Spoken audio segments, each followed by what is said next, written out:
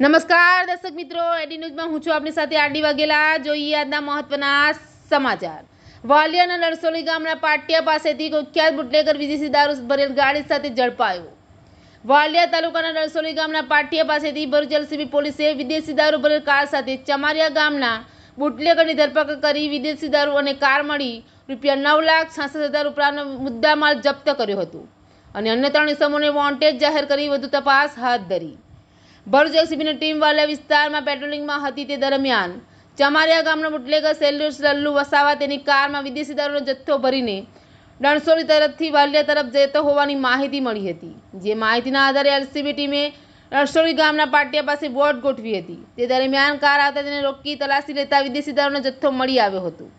પોલીસે બુટલેગર સેલ્યુસ વસાવાની ધરપકડ કરી કારમાંથી ₹4,66,000નો વિદેશી દારૂનો જથ્થો, 5 લાખની કાર અને મોબાઈલ મળી કુલ ₹9,66,000નો ઉપરાંતનો મુદ્દામાલ કબજે કરી આમલા ગભાણ ગામના કુખ્યાત બુટલેગર સતીશ વસાવા, ડણસોલી ગામનો રમેશ વસાવા તેમજ વિદેશી દારૂ આપનાર કામરેજના લાલુ વસાવાને વોન્ટેડ જાહેર કરી તેઓ વિરુદ્ધ વાલિયા પોલીસ મથકમાં ફરિયાદ દર્જ કરાવી હતી.